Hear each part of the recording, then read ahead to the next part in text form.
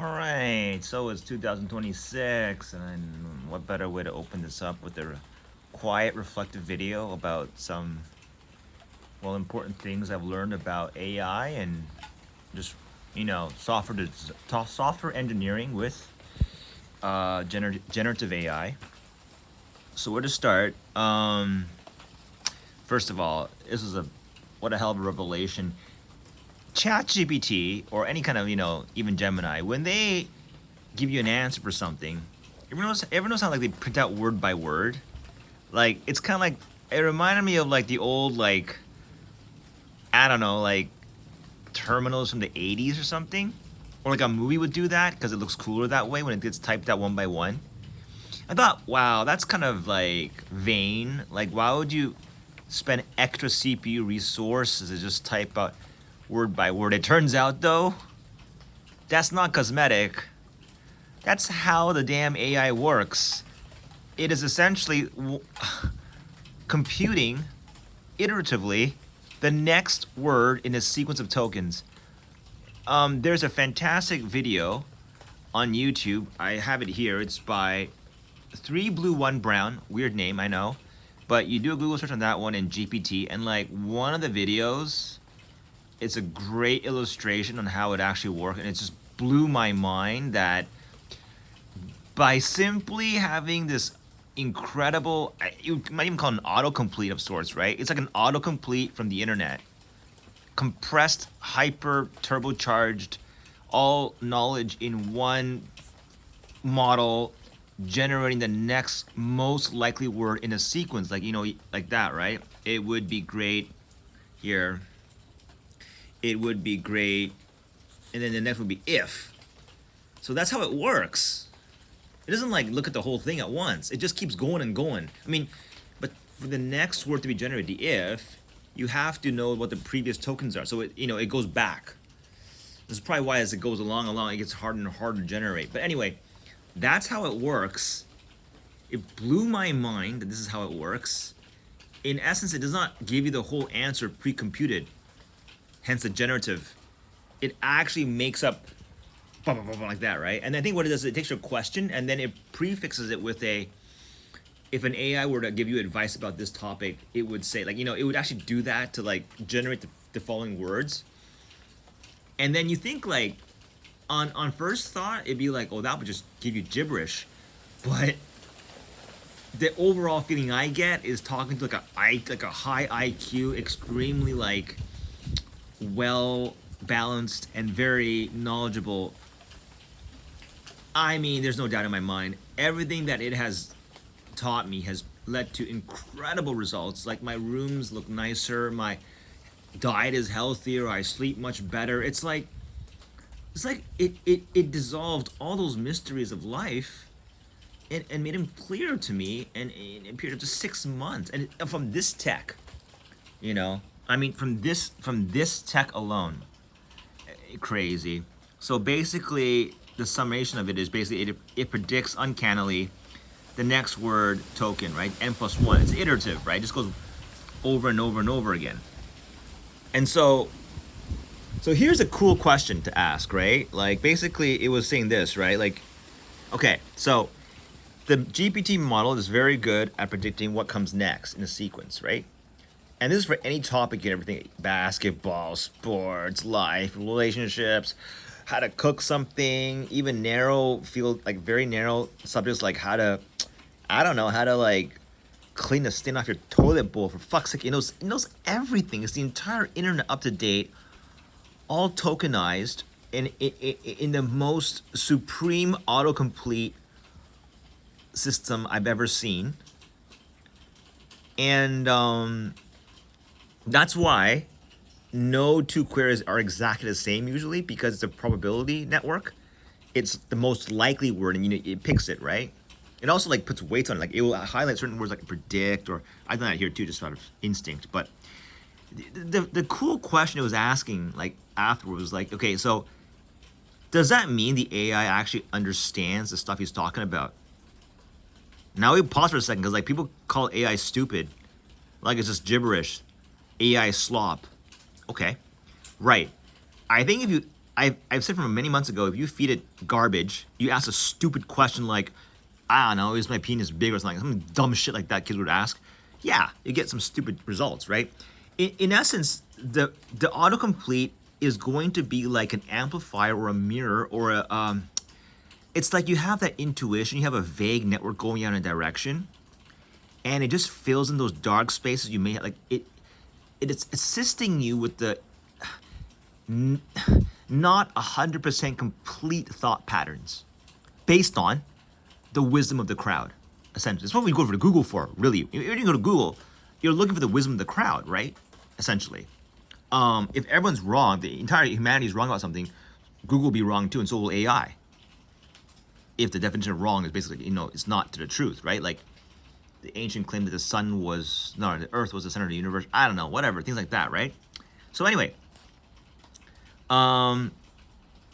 So the question is, if you're able to predict the next word in the sentence, if we're talking about, I don't know, a conversation about how, I don't know, whether non-binary is like a stupid thing or whatever. No, I don't want to say it that way. That's really gonna ask it a smart question, okay? Like I can't do it right now because I'm talking out loud. I usually think better when I'm typing. But whatever question you may ask it, the fundamental thing to think about here is, here's the thing. You ask it a question, it can predict with extremely high probability what the next likely word of that conversation is. If it does this so well, it produces actual coherent thoughts, and then does it really well that it surpasses your own knowledge, can you say that it understands it, or is it just pretending to understand? And then the debate goes, well, what's the difference? And I was like a bit blown away. He got a game like chess, right? I like chess because I don't play it, but I think I respect it greatly because just like this one, right? This GPT, very, very simple rule. Predict the next word with uncanny accuracy, and you get like the know-it-all machine. It's unbelievable, right? And with chess, you have these fundamental rules. Even in elementary school, like kid could understand them, the rules. But to master the game, to understand the problem space is like decades, right? That's the beauty of the chess thing, is that you don't have explicit rules saying, well, in this kind of position, we don't allow that rule to happen. Nah. It's got like a set of very limited base rules about how the pieces move, what the win condition is, and let her rip. Let her rip. Out of these simple rules comes a gigantic problem space, magical. And GPT works on that level to me, okay? Because it's doing something what seems to be really stupid. Just predict the next word. Are you joking? And I don't believe it, right? I never believed it. And then you go to this 3 blue, 1 brown. Yeah, that's how it works. Okay. So following this one, like if you knew someone so well that everything they would say next or do next, you could predict with high accuracy, wouldn't you say you understand this person very well? I mean, if that's not understanding the person, then what is, right? So like the prediction is like the sign, the proof that you understand a person. But does it go beyond that? So then the thought was, well, okay, so let's go with the argument that nah, just because you predict the next guy's actions doesn't mean you understand them fully, right? So what would higher understanding get you then? This is a really hard question to ask because, so the argument is no. We are still supreme because we understand. The AI is just faking the understanding by predicting something out of just generative stuff. So then the question then becomes, now, if you really did understand the other person perfectly, can you predict better? What could you do what could you do in that state that you couldn't do by faking the understanding? And like, quote unquote faking. And like language is the same thing, right? Like when you can almost finish sentences without, there's that cool test where like they take out the vowels and shit, and you can still like, you understand what it is easily. Or like the next, when you have a sentence in English or any language, you can kind of autocomplete it in a certain way, right? And that's how our brain can hear like under difficult conditions, because and how like the same word can mean different things in different contexts. It's our prediction engine working. So when we think about how we ourselves understand, interpret, and use language, it's very similar to some kind of a prediction algorithm. That's the creepy part. That could mean that we are not any that different from like GPT model. That our way we think of intelligence is just basically that what GPT is modeling in itself. That's mind blowing. Although this is, I think, an unsolved debate. So anyway, um, it's fascinating to me that prediction of all things, is like the key here, and to know the next step of something by intuition, by feel, by something, the inner voice, and like how many domains does this hold true? Like music, right? You play enough songs, you play enough music, and then you start to be able to improvise. You can come up with chords on the fly, because it's like the same thing. You have notes coming here, you have the key in your head, you can predict the next chord in sequence, maybe, right? Or like at least you have like high probability, right? If you have a C major chord, likely if it's a happy song, F major, G major be next, folk song. If it's a sad song, C to A minor, right? If you want to be like really weird ass, you can see the E flat major, like one of those like weird ass like going to different keys kind of songs, right? So you have a mental map. You can kind of guess what's next based on the feel of it. It's the same thing, you know. And what else is like tennis, right? Like when you play tennis, like the hallmark of a beginner and the expert is like, or the pro is not just their execution, right? But the pro knows like when the ball is, before it gets hit, where it's gonna land. He gets set up really nicely in the right spot, gets the good footwork in, and gets set for the shot. I think a lot of people don't. I think I don't respect that enough. Like I can hit the ball very well in a static situation. The guy hands me the ball. I hit like a pro.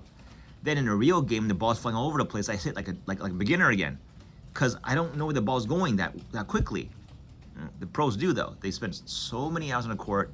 They've seen a zillion times what it looks like when the racket of the opponent goes that way. They know roughly how fast, where the ball will land, and they move quickly to that spot. And they know strategy too. So they also know like, okay, well, I mean, in this position, he'll mostly hit over there or there, and you get wrong-footed sometimes, sure, but like, it is like a prediction engine. You know what I mean? And even like how I played Topspin 4, that PS game, the tennis, like it's hard, right? Until you figure out like the AI operates in patterns, and if you know kind of roughly what the AI will do next, you have a huge edge over the AI. Like you can beat it regularly because it never deviates from his patterns. Anyway, I would say I mastered the game. I understand the game, and how's that shown? Because I can predict what the AI will do next. What else is there? Is there anything else to it? Really? Yeah. So there you go. And next topic. All right. And it's a bit different, right? Now with software engineering, I was struggling for like 3 days with one little problem, and this is what Gemini outputted, right? Nowadays, so there's going to be less of a focus on production. People are still hung up, I think, on the coding aspect. I like coding too. I mean, I'm a software dev through and through, but the days of hand coding every little thing one by one are over. It doesn't mean you never code anything. It means you don't have to manually write every little word that comes out, okay? Like, people want to glorify the curly braces, the ints, the strings. No, it doesn't matter anymore. What matters more is, do you know how those pieces fit together? What are you making? Like, that's more important, those questions, right? And then long horizon stability, code that lasts a long time, that doesn't break under edge cases. That's where the money is now. This is the high level senior dev responsibilities that are coming into play. The AI cannot really master that at the same. What it does reveal though is that straight up coding is a lower intelligence activity. Sorry to say, anyone who thinks that coding, when you type code, you think you're a fucking baller. I have to disagree. It may feel that way, but the LLMs have revealed brutally that No, if you're coding an existing, has been done a million times algorithm, you may be learning something, yes, but the value to society is very, very low. You're just doing the same thing over and over again. So where it does get valuable is you can do things that AI can't.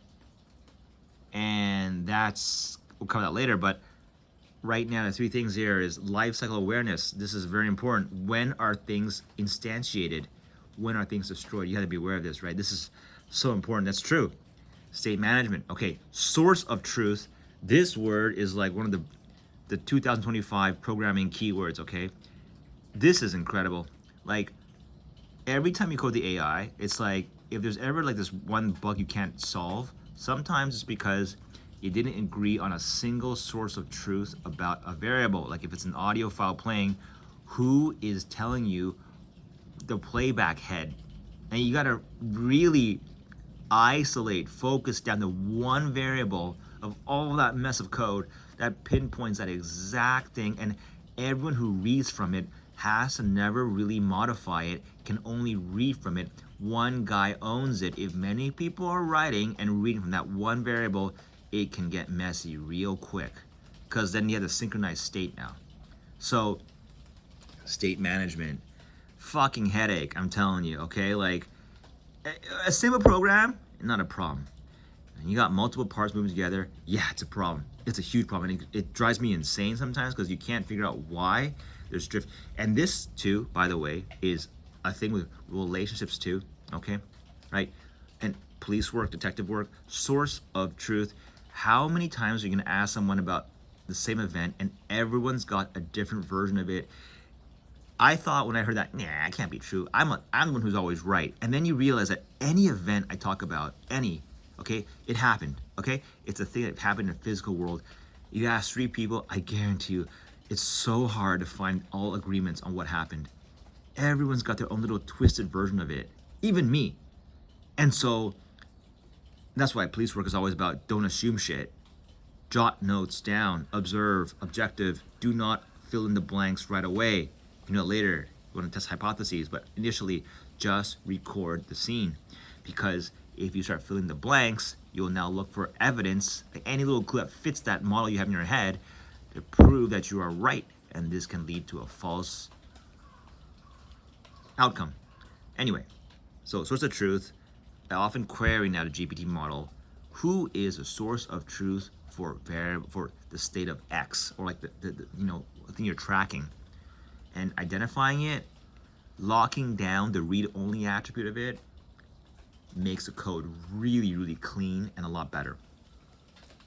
And then last, modular deconstruction. This one I love. This is one of the things I've always loved. You break down a problem into the right classes. Okay, you make reusable components. This is OO, right? Object-oriented programming, OOP, or whatever you call it. I love that shit anyway. That's not hard for me. But like state management, lifecycle, that's a PITA. All right, and SwiftUI actually makes state management a lot better than previous, use Objective-C. And I even asked the GPT model in Gemini, like, is it better to code in like SwiftUI, modern, and they said yes, because the number of branching possibilities for like what could come next with SwiftUI is a smaller space. Like it by programming those languages, you're eliminating a lot of stupid states in rough state. Invalid states, right? Because it formalizes state management and lifecycle awareness and shit like that. So yeah, it's a lot harder. It is a lot harder to program in UIKit or like Objective-C. You have to keep track of more shit. These are the architect skills that even till this day, AI cannot do this all for you. But what it can do extremely well is all the nitty gritty yuckiness of saying, I want a waveform for an audio file. Boom, you got it. You got it. Think of it as like, we used to go to Stack Overflow and just copy and paste code. Well, now you don't have to copy and paste it anymore. Just query it. But how it glues together, yeah. So, and finally, the last topic.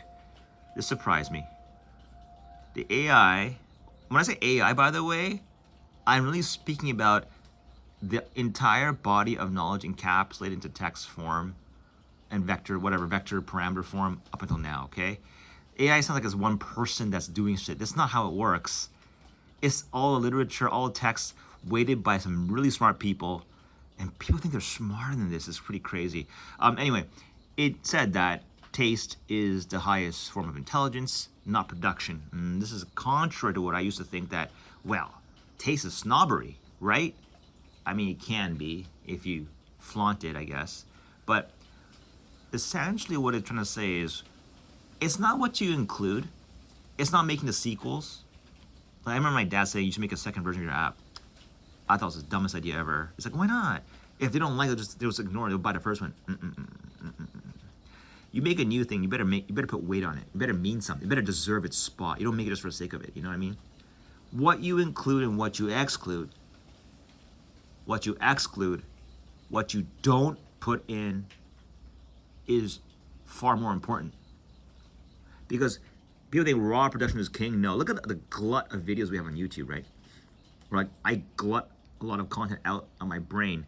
It's not valuable because I haven't edited the damn thing. And I think, well, editing, come on, man. Can't people just prune it themselves when they're watching? Apparently, that's why the value is better when someone cuts out the low value, low signal parts of the video. It's because now you respect the person's time. It's a high signal to noise ratio. You can fast forward it if you know, at that point you might think even if you fast forwarded the video, it wouldn't be better. Well, some of the junk I write, like, you know, if you fast forward, is way better, right? I digress. I don't stay on point. These are like failure signatures, I think, of for digestible content. So it's not raw production, but imagine you have now infinite production, right? Because the AI can generate code like crazy. But what the key is now is not to go, oh, well, coding is useless. It's more like, can you tell it to code the right thing, take what he has done, perhaps edit it down to parts you don't need, and fit it in your project. You think that's easy? Give it a shot, man. When you get to a higher level of complexity in the project, this gets increasingly difficult, and that's where you find that's why senior engineers get paid, because they can do this job. And it's a misconception to think that, oh, I can code, I can make the whole project. Try it. The fucking thing balloons in complexity. It just balloons, like, you know. And yeah, I remember Steve Jobs. What you say no to is far more important. And it's like, oh, negative Nancy, what a party pooper. Turns out this dude was right all along. What you say no to means a lot. And the word no is far more powerful because the rejection is sacred, I feel. Inclusion makes people feel better about themselves. Oh, we include everybody. Yeah, but then you become nothing, right? Imagine all forms of production with no filter. It's just fucking noise everywhere, right? Who decides what's worth something? It's silly. You gotta have some kind of like exclusion. And that's what, Harvard gets paid, Stanford gets paid because they exclude a lot of people. People cry about it. Oh, the horrible universities, they should not do that. Yeah, they should. If they start including everybody, Stanford is not Stanford anymore. Harvard's not Harvard. Harvard is what they are because they exclude a lot of people. That's the whole gist of it. Anyway, that's just one fucking fragment of like, this is like, no wonder why I need naps every day. This is a lot of great stuff to digest. But I think this is all very accurate, very true. It is aligned with the truth. I think it's great education. They don't teach us shit. They didn't teach us shit when I was in CS class. They taught production of code more. And I realized that things like more like the software engineering parts, how you glue stuff together well, that remains a vital skill in programming today. And yeah, too bad the junior position is gone. So what? That's it.